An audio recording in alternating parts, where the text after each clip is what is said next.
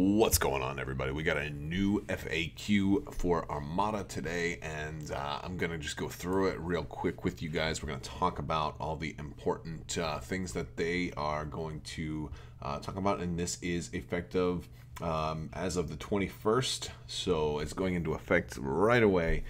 This is likely to intended to go into effect before regionals. Also, there's a lot of stuff in here that is specifically going to target Wave 7, which is surprising considering that according to their website, Wave 7 hasn't even begun the manufacturing process yet, which apparently is totally wrong. I guess it's just not being updated. People are reporting the French side it's already on the boat, so there's a pretty good chance it's already on the boat, and we'll probably have it still in first quarter. If not first quarter, then maybe April, which would be just technically second quarter. But let's go talk about some other things here. Rapid launch bays. This is just really a slight word. They got rid of the they added basically the word. Here, let me zoom out a little bit more. There we go. They got rid of instead, but it says you may place one. And apparently, I guess there was an interpretation where a squadron token would let you drop all of your stored squadrons, as opposed to for each one that you would be able to activate, because a squadron only lets you do one. And this is just clarifying that. So a token only lets you do one. I mean, I always played it the same way, so this is no change for me. A little bit on jamming barrier there for if you're actually touching the objective tokens. All out offensive. This one sees a lot of stuff. If you're playing the Corellian conflict and you get to that final battle where, and honestly, these are things that you can apply to any, even homebrewed games where you're just doing like a team game. But anytime you're doing an all-out offensive, you are going to basically, choose your command. You're gonna have to target an enemy player. So, like for General Dodonna, for example, oh well, we're gonna do crits to you. Well, you have to now choose a specific player who you're gonna do those crits to. So this way, certain commanders aren't universally effective against everybody else. So it kind of tries to balance those multiplayer games a little bit. Some of these things are just normal, clarifications. So you can't get like two commands or a command and two tokens. And, part of that is for like Leia. People were trying to get like a token with the token effect from Leia, or double command dials from Thrawn. And so we got some clarification on that. Scrolling down some more. There's a lot of stuff related to Radis and the new Wave 7 kind of Russian doll, or what they're calling a Radis bomb, in that basically a lot of this, and I'll let you guys read through it, but a lot of this is basically saying if you have no ships on the table, you're gone, at least at the end of the round. So you can't do something like hyperspace assault and then have all of your stuff, have your Russian doll all basically hidden inside that one ship that was going to call everything out, and then wait until like the last turn, drop everything, attack one of their ships, and win before they have a chance to, to try to kill you back. So there's that. And that's a good thing. It wouldn't have been fun, and that would have actually been really bad for the spirit of the game. So if you're going to do that, you need to have at least like one ship out. Now, people might still actually try to do that and put like a couple of flotillas on the board and have them just fly around. But if somebody's doing that, don't pick hyperspace assault. But yeah, I think that may end up being a strategy. People trying to drop all their their big stuff right like on turn 5 or turn 6 to try to score a kill and win. But that's awfully risky. Awfully risky. All right. So some stuff about strategic. Yes, you can move a token underneath a ship. Let's see, what else are we talking about? So, some of this stuff is really significant. Some of it's not quite that significant. They're doing the timing of when certain move effects happen. You can't double up on things like targeting beacons, minefields, when that goes off. A couple of armed station things. Let's see. And a lot more stuff if you have no ships in play. You got to have ships in play. That's basically the moral of the story. I like this one, and this one actually hurts me a little bit. I've done this before. When Luke is treating the ship as having no shields, that needs to basically apply all the way throughout. So even if he deals a critical that's going to lower all their shields, well, they have no shields, so you ignore that crit. Okay? So yeah, you ignore the damage card effects, not the cards. They still get a damage card, but the effects will go, will be disregarded. So yeah, Luke can't bypass your shields and then lower your shields, is what they're saying. And I've actually done that before. I've gotten through on the front of an interdictor, and then dropped all the shields and been like, haha. And that's especially bad if you're doing that for, with a Yavaris and you've got some B-Wings ready to double tap right afterwards.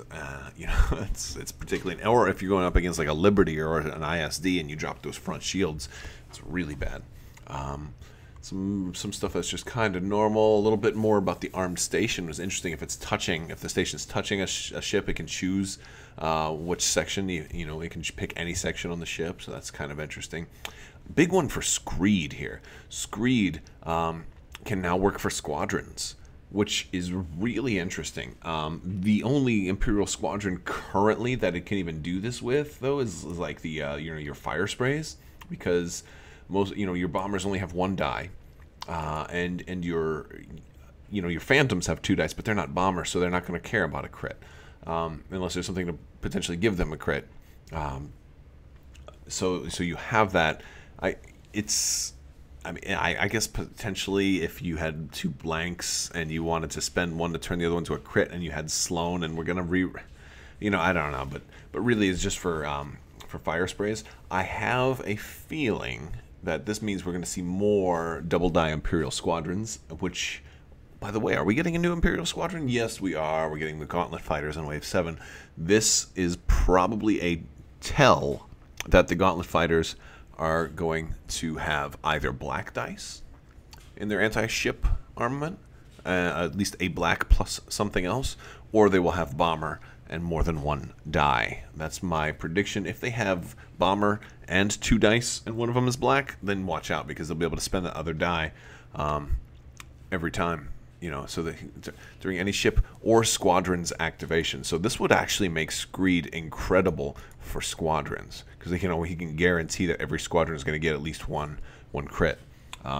So that's, well, I guess you could use this guy for Vader if Vader could get another die. Vader still only got the 1 die though. Or maybe there's something that's going to give squadrons extra dice when they're attacking ships too. So just keep your eye on this one. It's not big right now because the fire sprays don't really need the help, but especially since they're rolling 2 blue and there's no blanks on that blue anyway. It's really the only time you really need this is if they roll like 2 accuracies or something like that. Sloan got an interesting one here. So here is the problem. Sloan is, there was some controversy on people saying, well, if I, you do my thing to spend, your brace now, or your redirect, you can't then spend your redirect. So think of, a ship with two dice. So a Phantom, for example, if they spend an accuracy and then hit me, and then they also have a damage, I can't redirect that 1 damage because they've targeted it.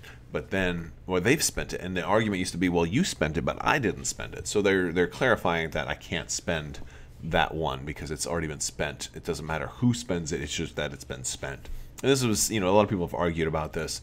And there's also some changes with ECM that's saying I couldn't use ECM to also, to stop that as well.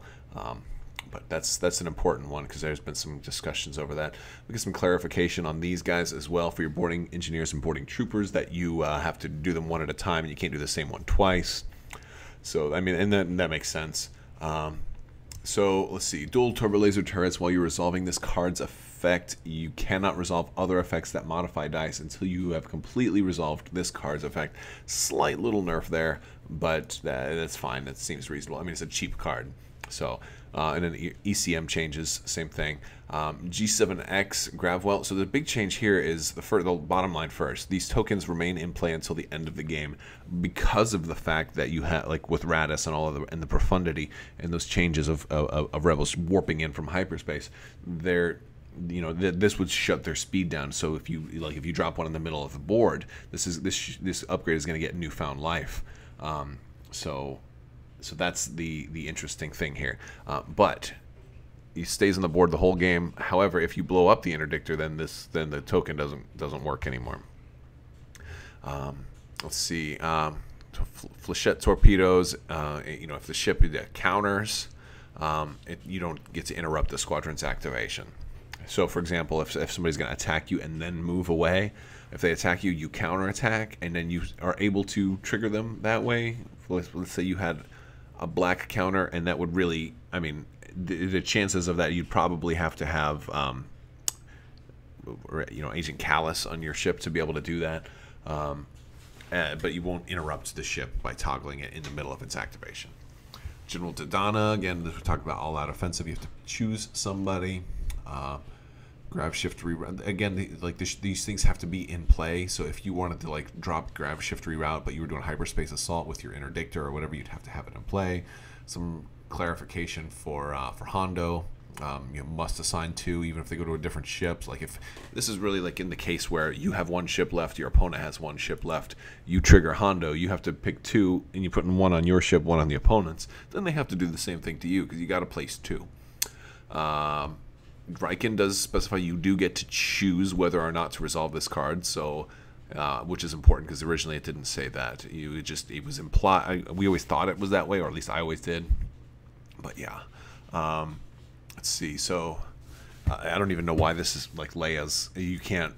Our original card pretty much already sent that anyway, but it's just because some people ask questions even though they're written on the card. So yes, if you're countering, the ship's owner can choose which hull zone the attack is performed from. I'm not sure why this even matters because I can't think of a single scenario where a certain hull zone would have a better counterattack or a worse counterattack than another one. But this is probably something that's going to impact future stuff. I have no idea, but I bet you there's something in Wave 7 that makes this nerf relevant, or not nerf, but this change important. You know, like maybe there's an upgrade when you're if you're attacking a squadron from your front hull zone, do X or something like that. Who knows? So Squall, not really much a big deal there. You can only do one Antilles, so you can't just, you know, have a million hammerheads and Antilles, all of them, to, you know, totally spread out all the damage. So it's 1 at a time. A little bit of a nerf there for a 3-cost card, but it's fine. It seems reasonable. You don't want people to completely exploit stuff and you know, things to get out of control. Only when the speed's dial is changed. So if somebody's using a temporary speed change, that won't apply to the Grand Inquisitor. And that's about it. So I'm going to put a link to this over on Crabbok.com under errata.